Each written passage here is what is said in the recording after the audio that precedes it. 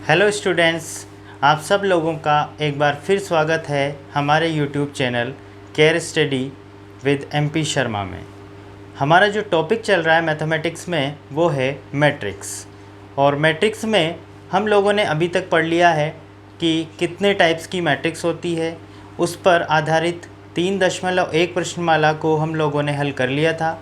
आज 3.2 प्रश्नमाला को पढ़ने जा रहे हैं, उसकी थ्योरी कवर करेंगे, उसके बाद एक्सरसाइज हल करेंगे।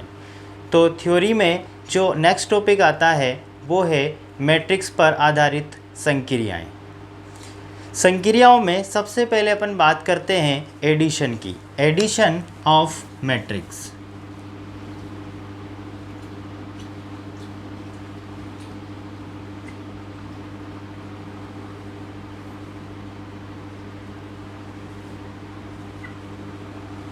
मतलब दो मैट्रिक्स को किस प्रकार से जोड़ा जाता है इसके बारे में बात करते हैं।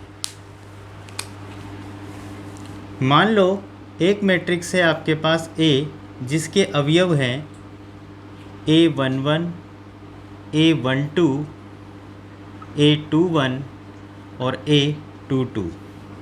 एक 2×2 की मैट्रिक्स है। दूसरी एक मैट्रिक्स है B, जिसके अवयव है B11, B12, B21 और B22। ये भी एक 2×2 की मैट्रिक्स है। अब इन दोनों मैट्रिक्स को जोड़ना है, तो दोनों मैट्रिक्स को किस प्रकार से जोड़ा जाएगा। A प्लस B अगर आपको लिखना है तो आप एक मैट्रिक्स बनाओगे और A प्लस B क्या होगा, A11 के संगत जो अवयव है उसको उसके अंदर जोड़ दो, A11 प्लस B11। ये पहला अवयव हो गया।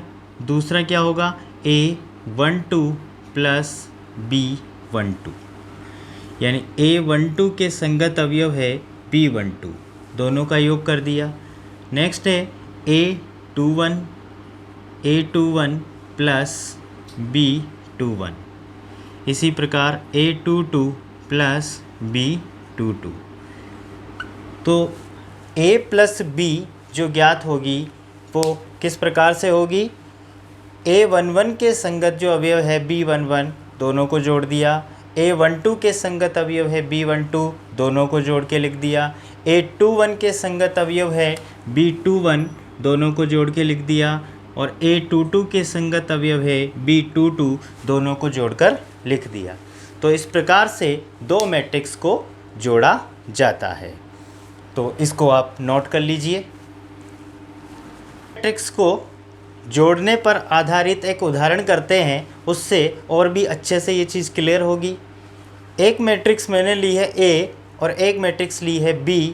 ये भी 2×3 का एक मैट्रिक्स है और B वाला जो मैट्रिक्स है ये भी 2×3 का एक मैट्रिक्स है। यहाँ पर यह ध्यान देने वाली बात है कि दो मैट्रिक्स को तभी जोड़ा जा सकता है जब उनके ऑर्डर सेम हो। मतलब ऑर्डर ऑफ मैट्रिक्स अगर इक्वल है तो दोनों मैट्रिक्स जोड़ने लायक होगी। अगर ऑर्डर अलग अलग है तो आप दो मैट्रिक्स को जोड़ नहीं सकते।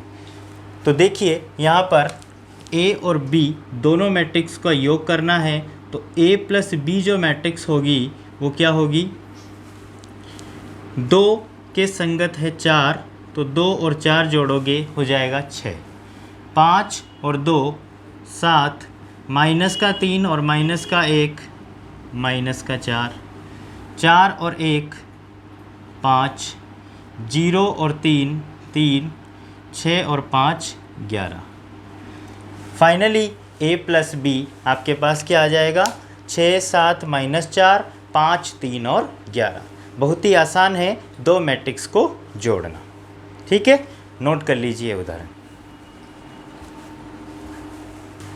दूसरी संक्रिया आती है मैट्रिक्स में, वो है सब्ट्रैक्शन ऑफ मैट्रिसेस, यानी दो मैट्रिक्सों का व्यवकलन कैसे करते हैं। देखिए जैसे अपन ने एडिशन किया था कुछ उसी तरीके से सब्ट्रैक्शन होता है। मान लिया एक मैट्रिक्स है A11, A12, A21 और A22। दूसरी मैट्रिक्स है B,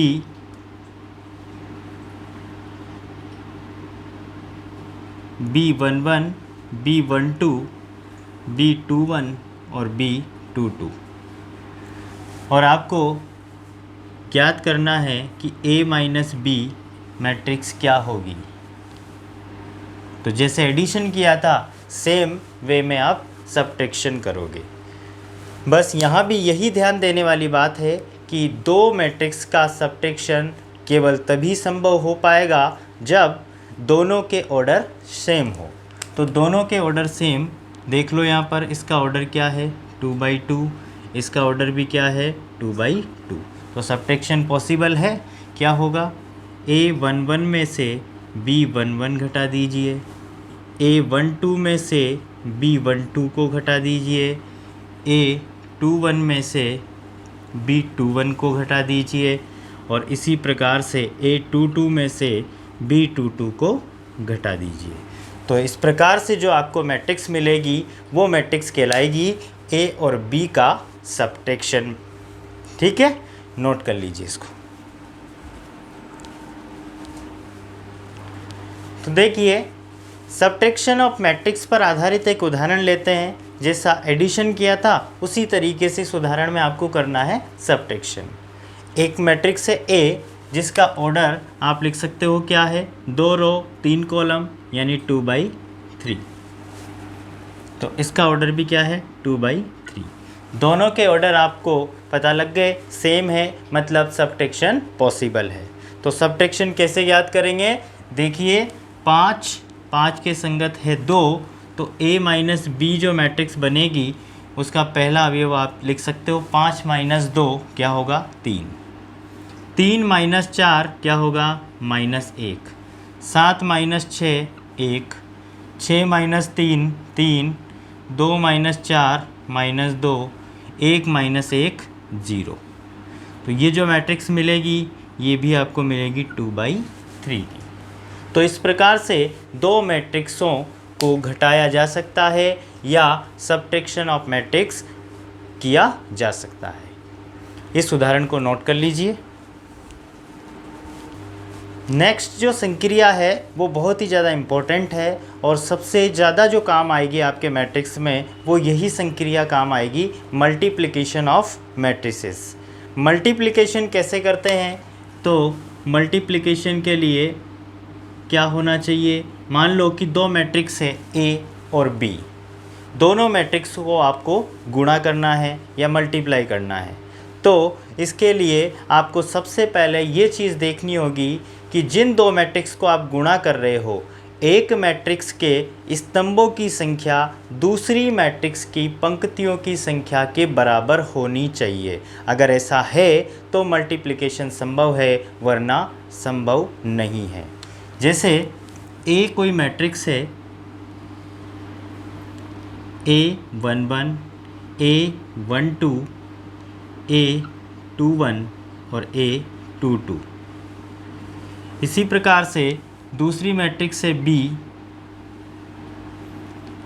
B11, B12, B13, B21, B22 और B23। इसका जो ऑर्डर है वो क्या है 2/2 का, इसका ऑर्डर है 2/3 का। ध्यान से देखो कि A में पंक्तियों की संख्या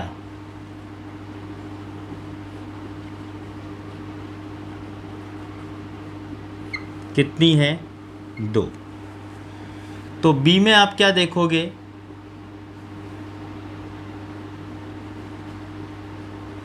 कॉलम की संख्या।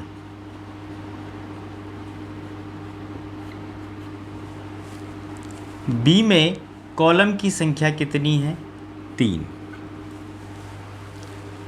A में पंक्तियों की संख्या कितनी है 2 और B में कॉलम की संख्या कितनी है 3।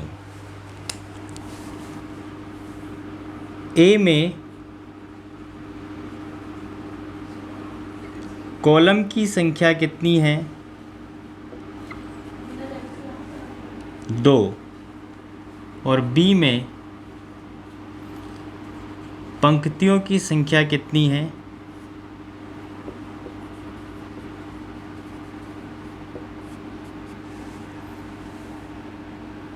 2।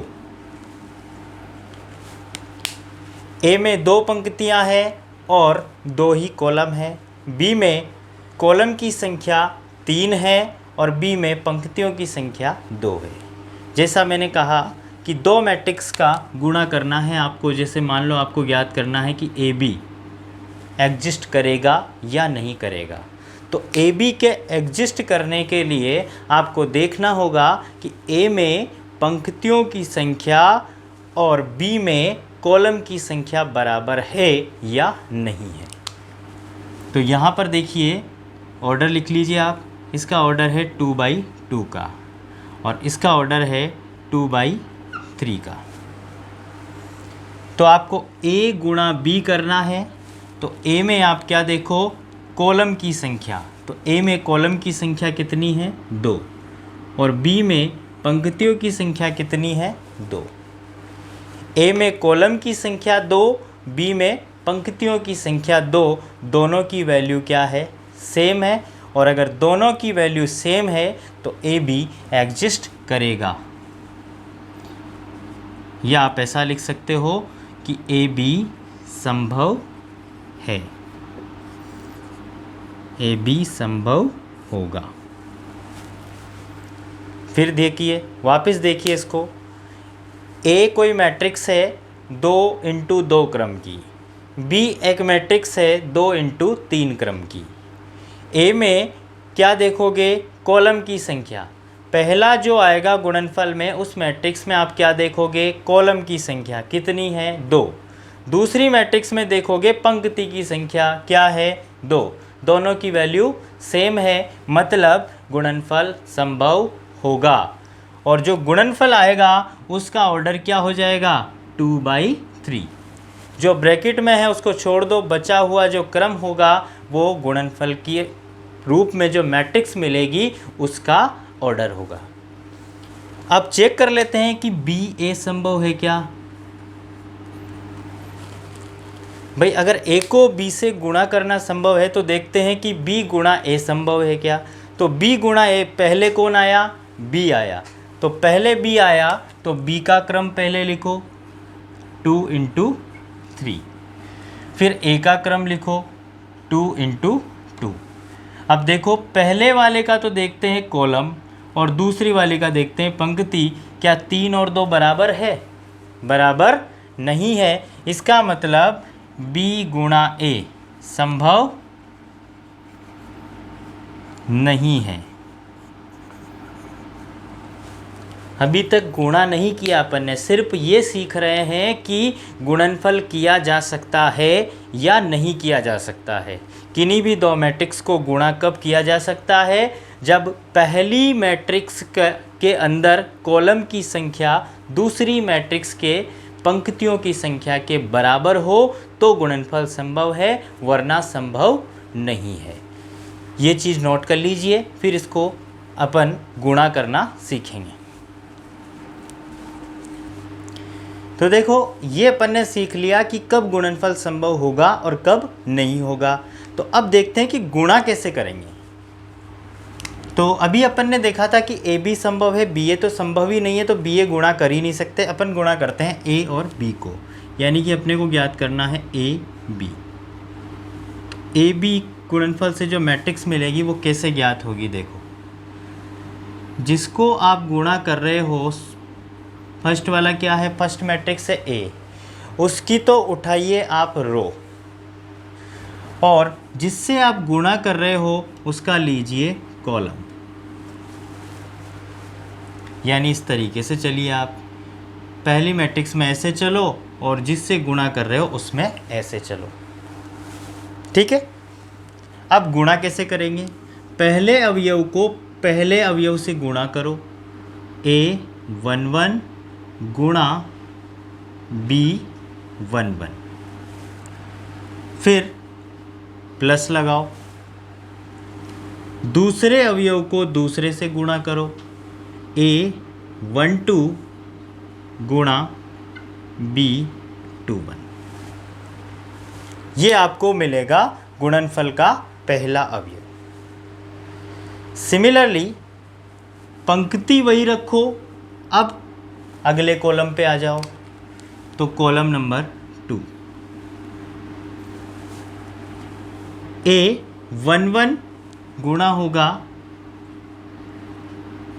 B12 से, फिर बीच में आएगा प्लस A12 गुणा होगा B22 से। यह आपका आ गया दूसरा अवयव। सिमिलरली पंक्ति वही है, अगला कॉलम ले लो। क्या होगा अगला अवयव? A11 गुणा B13 प्लस A12 गुणा B23। अब ब्रैकेट बंद कर दो। क्यों कर दिया बंद आपने? क्योंकि कॉलम ख़त्म हो गए। पहली पंक्ति तीनों कॉलम से मल्टीप्लाई हो गई, मतलब 1 2 3, 3 कॉलम आपके पास बन गए। और पंक्ति वही रही, क्योंकि पंक्ति अभी तक अपन ने चेंज नहीं करी। अब दूसरी पंक्ति पर आ जाते हैं। जो काम पहली पंक्ति के लिए किया है, सेम काम दूसरी पंक्ति के लिए करिए। तो ये आपकी दूसरी पंक्ति हो गई। अब इसको पहले कॉलम से, फिर दूसरे से और फिर तीसरे से गुणा करो। तो क्या आएगा? A21 गुणा होगा B11 से प्लस A22 गुणा होगा B21 से, फिर A21 गुणा होगा B12 से प्लस A22 गुणा होगा B22 से। अब तीसरे कॉलम से गुणा करो दूसरी पंक्ति को। A21 गुणा B13 प्लस A22 गुणा B23।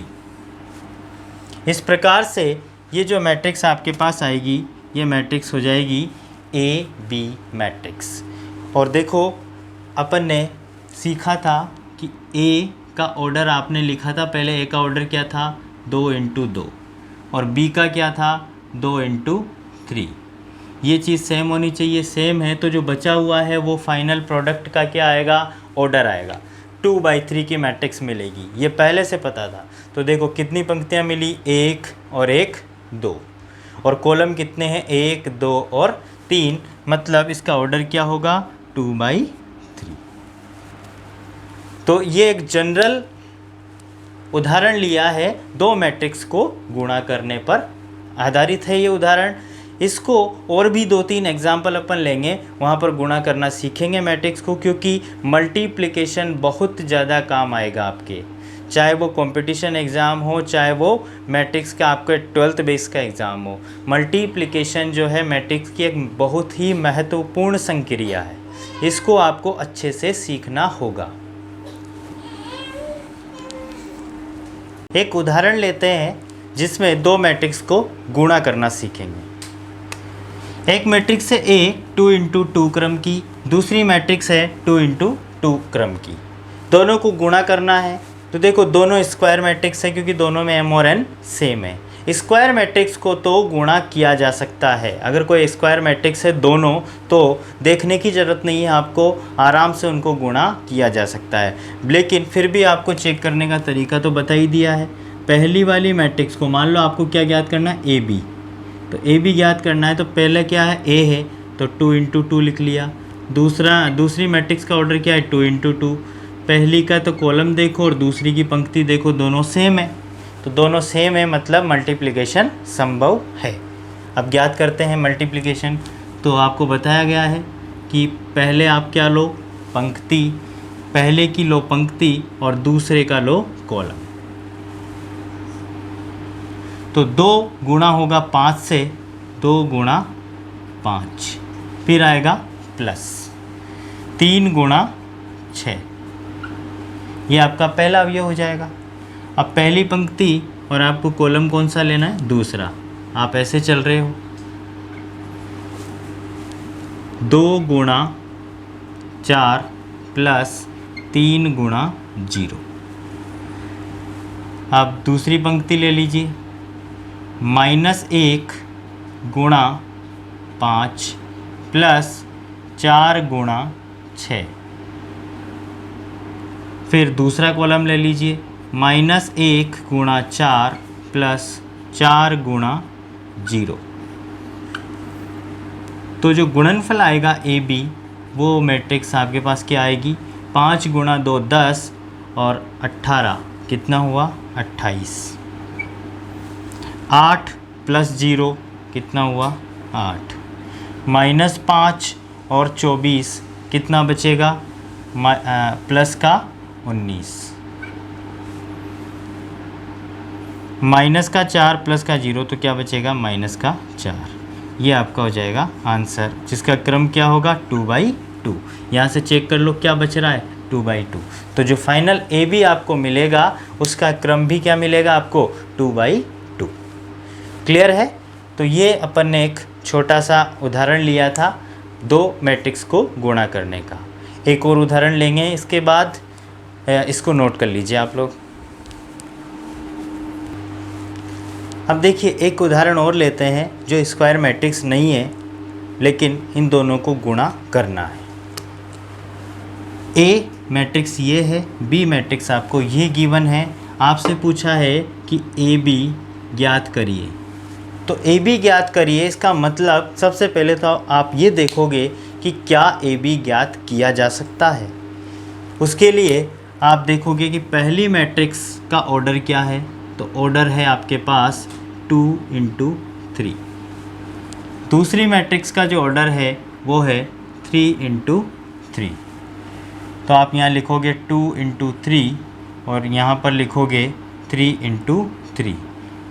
ए बी ज्ञात करना है, मतलब ए के तो देखोगे कॉलम और बी की देखोगे पंक्तियाँ, 3 3 दोनों क्या है सेम है। तो आपको जो गुणनफल मिलेगा वो मिलेगा 2/3 की एक मैट्रिक्स। तो गुणा करते हैं, ए बी ज्ञात करते हैं। ए बी ज्ञात करेंगे तो ए बी क्या होगा, कैसे ज्ञात करेंगे, तरीका आप लोगों को पता है। पहले जो मैट्रिक्स है उसकी लोगे आप रो और दूसरी मैट्रिक्स का लोगे कॉलम। गुणा करोगे, 2 गुणा होगा 0 से तो क्या आएगा 0, प्लस 0 गुणा होगा 3 से तो क्या आएगा 0, प्लस 5 गुणा होगा 1 से तो क्या आएगा 5। अगला अवयव ये पंक्ति, अब कॉलम ये वाला लीजिए। 2 गुणा होगा 1 से क्या आएगा 2, प्लस 0 गुणा होगा 4 से 0, प्लस 5 गुणा होगा 2 से 10। अगला 2 गुणा होगा 2 से यानी कि 4, प्लस 0 प्लस 20। फिर चलिए दूसरी पंक्ति, जो काम पहली पंक्ति के लिए किया है वही काम दूसरी पंक्ति के लिए कीजिए। -1 गुणा होगा 0 से तो क्या मिलेगा आपको 0, प्लस 3 गुणा होगा 3 से मिलेगा 9, 4 गुणा होगा 1 से मिलेगा 4। नेक्स्ट -1 गुणा होगा 1 से तो -1 प्लस 12 प्लस 8, -2 प्लस 15 और प्लस 16। अब इसको सोल्व करके लिख दीजिए, यही आपका अभिष्ट गुणनफल हो जाएगा दो मैट्रिक्स का। 5 12 24 13 19 और 29। तो क्रम क्या मिला 2 × 3। देखो क्या मिलना था 2 × 3। इस प्रकार से दो मैट्रिक्स को गुणा किया जा सकता है। आपकी बुक में और भी कई सारे क्वेश्चंस है, घर पर प्रैक्टिस करिए, दो मैट्रिक्स को गुणा करना सीखिए, क्योंकि गुणनफल आपको आता है तभी मैट्रिक्स आगे पढ़ पाएंगे। गुणनफल बहुत इम्पोर्टेंट ऑपरेशन है दो मैट्रिक्स का। क्लियर है, नोट करिए। अगली प्रॉपर्टी है स्केलर मल्टीप्लिकेशन। स्केलर मल्टीप्लिकेशन का मतलब क्या है, जैसे एक मैट्रिक्स आपको दे रखी है ए, जिसके अवयव है A11 A12 A21 और A22, और आपसे बोला है कि के ए क्या होगा। जहाँ k जो है वो क्या है, जहाँ k एक अदिश है। अदिश का मतलब हो गया एक कांस्टेंट है।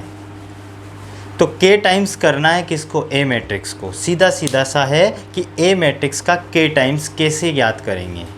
तो A मैट्रिक्स का k टाइम्स अगर आपको करना है तो ये जो k होगा ये हर अवयव से क्या हो जाएगा, मल्टीप्लाई हो जाएगा। तो आपको क्या मिलेगा, k A मिल जाएगा। यानी k A लिखना है तो आप क्या लिखोगे, k A 11 से भी मल्टीप्लाई होगा, k A 12 से भी मल्टीप्लाई होगा, k A 21 से भी मल्टीप्लाई होगा और k A 22 से भी मल्टीप्लाई होगा। तो आपको क्या मिलेगा, k A।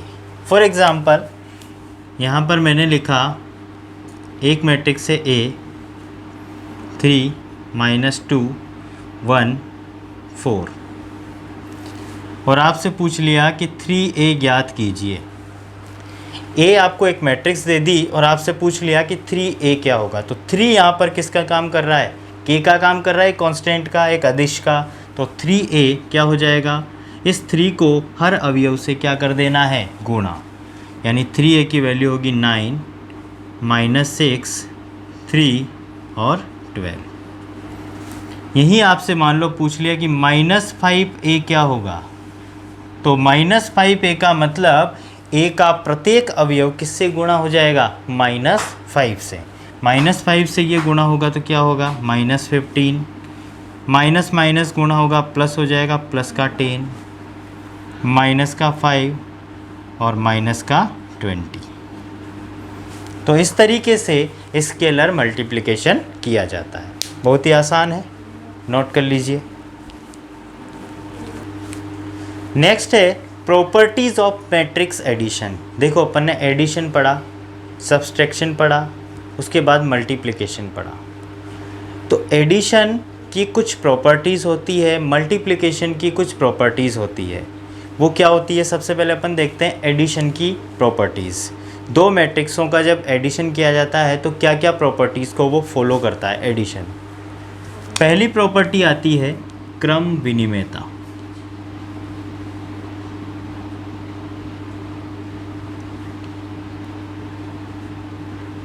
क्रम विनिमयता का मतलब क्या है, क्रम विनिमय का मतलब होता है कि ऑर्डर बदलना। ऑर्डर का मतलब जैसे चीज़ों को आप जोड़ रहे हो, A + B करो चाहे B + A करो, मैट्रिक्स के एडिशन पर कोई फ़र्क नहीं पड़ेगा, रिज़ल्ट पर कोई फ़र्क नहीं पड़ेगा। जो रिज़ल्ट A + B में मिला था वही रिज़ल्ट B + A में मिलेगा। कहने का मतलब है कि एडिशन जो है, मैट्रिक्स का एडिशन, वो क्रम विनिमय गुणधर्म की पालना करता है। जैसे एक मैट्रिक्स A है, दूसरी मैट्रिक्स B है, तो आप A + B करो चाहे B + A करो, दोनों के जो रिज़ल्ट मिलेंगे आपको वो रिज़ल्ट सेम होंगे, रिज़ल्ट पर कोई असर नहीं पड़ेगा क्रम बदलने से। दूसरा जो गुणधर्म आता है वो आता है साहचर्यता, सहचर्यता, एसोसिएटिविटी। सहचर्यता का मतलब क्या होता है, सहचर्यता का मतलब होता है कि तीन मैट्रिक्स है, यहाँ पर तो कितनी मैट्रिक्स थी, A और B, दो मैट्रिक्स। सहचर्यता में कितनी मैट्रिक्स हो, A, B व C, तीन मैट्रिक्स।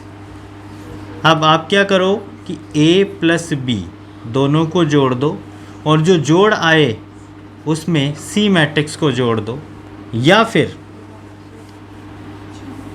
पहले आप B और C दोनों मैट्रिक्स को जोड़ दो और जो रिज़ल्ट आता है उसमें A मैट्रिक्स को जोड़ दो, तो रिज़ल्ट दोनों ही स्थितियों में आपको सेम मिलेगा, रिज़ल्ट पर असर नहीं पड़ेगा इस तरीके से बदलने पर। योग का तरीका इस तरीके से आप बदलोगे तो रिज़ल्ट पर कोई असर नहीं होगा। तो ये दो इम्पोर्टेंट गुणधर्म पढ़े, क्रम विनिमयता और सहचर्यता। क्रम विनिमयता का मतलब दो मैट्रिक्स को कैसे भी आप जोड़ो, चाहे A + B करो चाहे B + A करो, रिज़ल्ट सेम मिलेगा। सहचर्यता का मतलब है 3 मैट्रिक्स को आप कैसे भी जोड़ो, पहले 2 को जोड़कर तीसरी को उसमें जोड़ो, या पहले लास्ट की 2 को जोड़ के फर्स्ट वाली को बाद में उसमें जोड़ो, तो भी रिज़ल्ट आपको सेम मिलेगा। ठीक है, नोट कर लीजिए ये दोनों इम्पोर्टेंट गुणधर्म। नेक्स्ट जो गुणधर्म है एडिशन का वो है योज्य तत्समक और योज्य प्रतिलोम। ये 2 और बच गए हैं इसमें, 2 तो अपन ने पढ़ लिए, क्रम विनिमयता और सहचर्यता।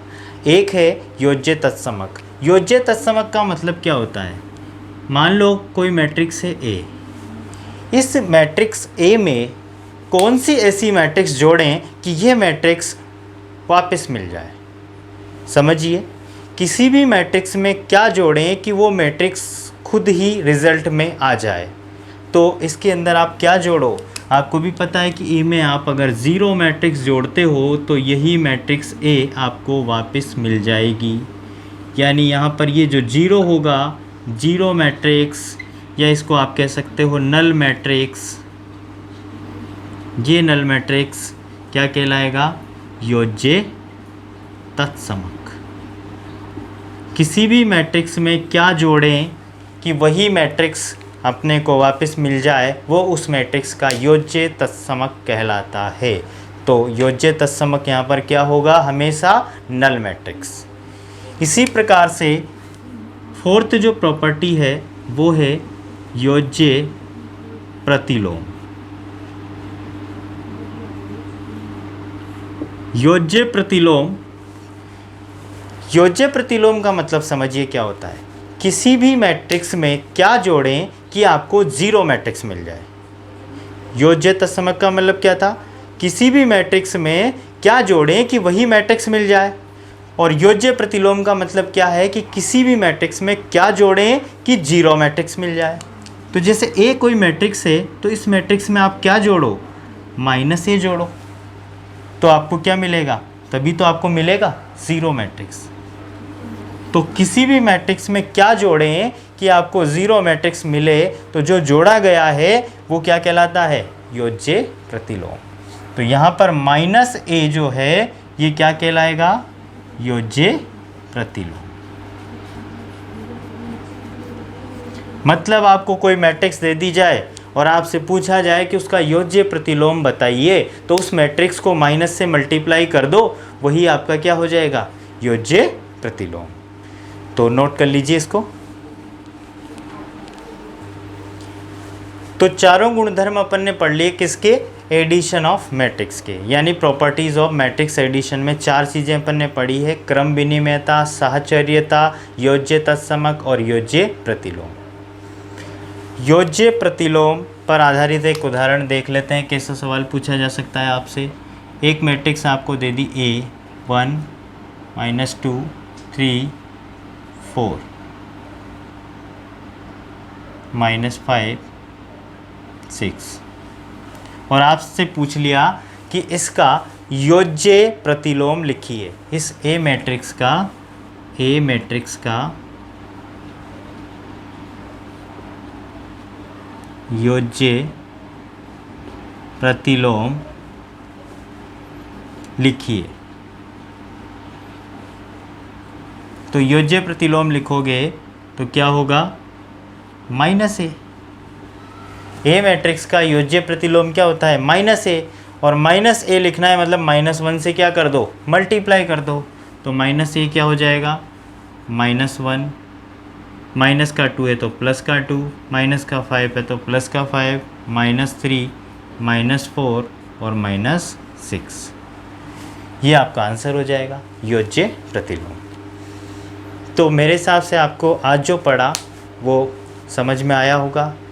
और अगर आपको हमारा चैनल ये अच्छा लग रहा है, हमारे वीडियोज़ आपको पसंद आ रहे हैं, तो प्लीज़ ज़्यादा से ज़्यादा इस चैनल को लाइक करिए, ज़्यादा से ज़्यादा सब्सक्राइब करिए और ज़्यादा से ज़्यादा लोगों में शेयर करिए, ताकि हमारा हौसला बढ़ता रहे और हम इसी तरीके से आपके लिए नए वीडियोज़ लेकर आते रहें। धन्यवाद।